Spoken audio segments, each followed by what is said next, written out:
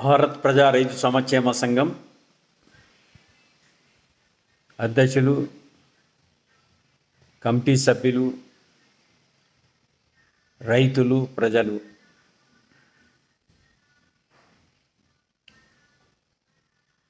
చాలా దశాబ్దాల నుంచి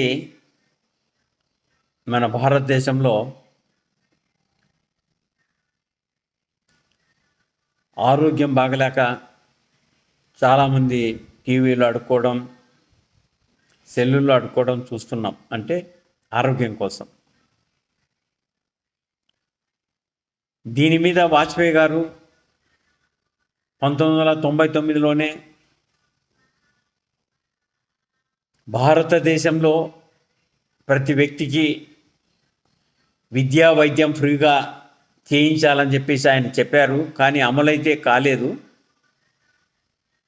అది మనకు ఆదర్శంగా తీసుకొని ప్రస్తుతం ఉన్న ప్రభుత్వం, ఆనాడు వాజ్పేయి గారు ఉన్న ప్రభుత్వం బీజేపీనే, ఇప్పుడు ఉండే ప్రభుత్వం కూడా బీజేపీనే. మోడీ గారు ఉన్నారు, వాళ్ళు అందరూ బీజేపీ వాళ్ళే. మరి రాష్ట్ర ప్రభుత్వాలు, కేంద్ర ప్రభుత్వము, రాష్ట్ర ప్రభుత్వాలు కలిసి ప్రతి మనిషికి కూడా ఆరోగ్యం బాగు చేయించాలని చెప్పేసి మేము భారత్ ప్రజా రైతు సంక్షేమ సంఘం నుంచి కోరుతున్నాం. ఇంకా ఈ దేశానికి స్వతంత్రం వచ్చి 78 ఏళ్ళైనా కూడా ఇంకా అడుక్కునే స్థితి కనపడుతూ ఉంది. ఇంకా అక్కడక్కడ బిచ్చగాళ్ళు కూడా కనపడుతున్నారు. మరి అటువంటి బిచ్చగాళ్ళకి ఏం చేయాలంటే, ఎవరైతే అడుక్కుంటారో వాళ్ళని హాస్పిటల్స్లో ఒక హాల్ కట్టి వాళ్ళని అక్కడ పెట్టేసి, ఎలాగో పింఛన్స్ ఇస్తున్నారు, వాళ్ళకి అక్కడ ఆరోగ్యం బాగా చేసి వాళ్ళకి భోజనాలు పెడితే ఆ అడుక్కునేది కూడా భారతదేశంలో లేకుండా పోతుంది. భారతదేశాన్ని కూడా ఒక గర్వంగా చెప్పుకోవచ్చు, మా భారతదేశంలో అడుక్కునే వాళ్ళు కూడా లేరని చెప్పేసి. ఇది రాష్ట్ర ప్రభుత్వాలు తీసుకోవాల్సిన బాధ్యత. ఎందుకంటే ప్రతి నియోజకవర్గంలోనూ హాస్పిటల్స్ ఉన్నాయి. దాంట్లో ఇంకో చిన్న సూచన, ఎందుకంటే కొంతమంది కోటీశ్వరులు కూడా పింఛన్లు తీసుకుంటున్నారు. మరి దానికి నా చిన్న సలహా ఏంటంటే, ఎవరైతే పింఛన్ అడుగుతారో వాళ్ళని ఒక హాస్పిటల్స్లో, ఒక ప్రతి నియోజకవర్గంలోనూ పెద్ద హాల్స్ కట్టి అక్కడ వాళ్ళకి కావలసిన వస్త్రాలు, ఆరోగ్యము, భోజనాలు పెడితే సరిపోతుంది, డబ్బులు ఇవ్వకోకుండా. ఎందుకంటే దీనివల్ల ఏమైపోతుందంటే, కోటీశ్వరులు కూడా పింఛన్లు తీసుకోవడానికి అవకాశం లేకుండా పోతుంది. కాబట్టి ప్రభుత్వాలు మాకు చిన్న సూచన, ఆలోచన చేయాలని చెప్పేసి కేంద్ర రాష్ట్ర ప్రభుత్వాల్ని కోరుతున్నాం. అదే తరహాలోనే చాలా చెడ్డ అలవాట్ల వల్ల మనుషులు రోగాలు వస్తున్నాయి. ఈరోజు ఈ కల్తీ తిండి తినడం వల్ల విపరీతమైన క్యాన్సర్లు వస్తున్నాయి. ఈ ఫర్టిలైజర్స్, ఫస్ట్ ఎయిడ్స్ వాడి మనిషికి లేనిపోని రోగాలు వస్తున్నాయి. కాబట్టి ప్రభుత్వాలు మేము ఒకటే కోరుతున్నాం, గో ఆధారిత వ్యవసాయం చేస్తే, అంటే కనీసం 60 సంవత్సరాలు ఎనిక్కిపోతే తప్పకుండా మన ఆరోగ్యం బాగుంటుంది. ఎందుకంటే మేము ఆ వ్యవసాయం చేసిన వాళ్ళమే. ఎప్పుడు కూడా పేడేరు వేసేవాళ్ళం, ఆగట్టి తొక్కేవాళ్ళం. రోగాలు అప్పుడు చాలా తక్కువ ఆ తిండి తినడం వల్ల. ఎందుకంటే ఆ రోజు ఫర్టిలైజర్స్ వాడే తక్కువ, ఫర్టిలైజర్స్, పెస్టిసైడ్స్ వాడే తక్కువ, కాబట్టి రోగాలు తక్కువ. ప్రతి రైతు కూడా 60 సంవత్సరాలు ఎనికిపోయి మా పెద్దలు ఎలా వ్యవసాయం చేశారో మేము ఆ విధంగా చేయాలనే ఆలోచనలోకి రావాలని చెప్పి ప్రతి రైతుకి నమస్కరిస్తూ చెప్తున్నాను. మనం గిడ్డి కొట్టేదానికి ఇప్పుడు మా మందు వాడుతున్నాం. ఆ మందు వాడడం వల్ల ఏమవుతుందంటే, పురుగులన్నీ చనిపోయి, వానపాములు చనిపోయి మన భూమిలో సత్వం లేకుండా పోతుంది. కాబట్టి దయచేసి ఈ గడ్డికి మందులు కొట్టద్దండి అని చెప్పేసి రైతులకు నమస్కరిస్తూ చెప్తున్నాను. మరి ప్రభుత్వాన్ని మేము కోరేది ఒకటే, ఉపాధి హామీ పథకం వృధాగా పోతుంది. దాన్ని రైతులకు అనుసంధానం చేస్తే రైతులకు ఈ గడ్డి మందు కొట్టే పని ఉండదు. దయచేసి కేంద్ర రాష్ట్ర ప్రభుత్వాలు ఆలోచన చేసి తక్షణమే యుద్ధ ప్రాతిక మీద ఈ ఉపాధి హామీ పథకాన్ని రైతులకు అనుసంధానం చేస్తే రైతులు బాగుపడతారు, దేశం బాగుపడుతుంది, ప్రతి కుటుంబం బాగుపడుతుంది. అనవసరంగా ఈ ఉపాధి హామీ పథకము నాకు తెలిసిన మటుకు 99% నాశనం అయిపోతుంది. ఇళ్లలో కూర్చొని డబ్బులు తింటున్నారు చాలామంది. కాబట్టి ఇది మాత్రం 100% అనవసరమైన ఉపాధి హామీ పథకం గత కాంగ్రెస్ ప్రభుత్వంలో పెట్టింది 2004లో. దీనివల్ల దేశం ఎంతో నష్టపోయింది, మనుషులు సోమరిపోతులైపోయారు. ఎందుకంటే వాజ్పేయి గారు ఆ రోజే చెప్పారు, విద్యా వైద్యం తప్ప ఏమి ప్రజలకు ఇచ్చినా కూడా సోమరిపోతులు అయిపోతారని ఆ మహానుభావుడు ఆ రోజే చెప్పాడు. కానీ ఏ ప్రభుత్వం కూడా దీన్ని ఆలోచన చేయలేదు. ఇకనైనా కూడా ఆ విధంగా ఆలోచన చేసి ఉపాధి హామీ పథకాన్ని రైతులకు అనుసంధానం చేసి ఈ దేశాన్ని బ్రతికించండి, ఈ రైతుల్ని బ్రతికించండి, ప్రజల్ని బ్రతికించండి అని చెప్పేసి కేంద్ర రాష్ట్ర ప్రభుత్వాలు మేము భారత ప్రజా రైతు సంక్షేమ సంఘం నుంచి కోరుతున్నాం. అదేవిధంగా గంజాయి పండించుకోకుండా అక్కడున్న మండలాల్లో రైతులకి ఏదైనా ఉపాధి కల్పించి ఆ గంజాయి పంట పెట్టుకోకుండా కూడా చేయాలని చెప్పేసి రాష్ట్ర ప్రభుత్వాన్ని కోరుతున్నాం. ఎందుకంటే చెడు వల్ల మనకు చాలా నష్టం ఉంది. ప్రజలు అనారోగ్యాలతో బాధపడుతున్నారు.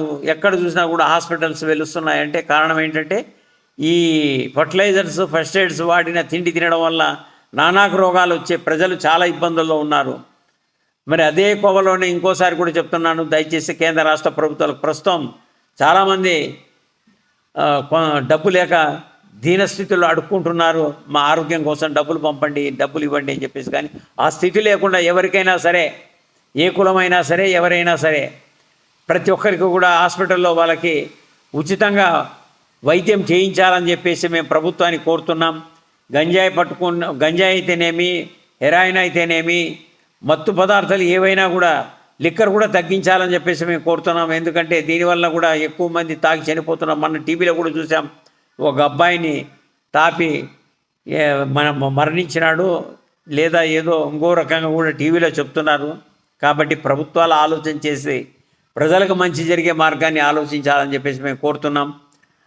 అదే కోవలోనే ప్రతి రైతుకు కూడా గిట్టుబాటు ధర కలిగించండి. 600 రకాల పంటలు పండిస్తున్నాడు. కాబట్టి ప్రభుత్వాలు ఆలోచన చేసి కేంద్ర రాష్ట్ర ప్రభుత్వాలు ఈ మాదక ద్రవ్యాలు ఎవరైతే అమ్ముతారో వాళ్ళని శాశ్వతంగా జైళ్ళలో పెట్టండి. ఎందుకంటే వారి వల్ల యువత నాశనం అయిపోతూ ఉంది, ప్రజలకు అనారోగ్యం ఏర్పడుతూ ఉంది.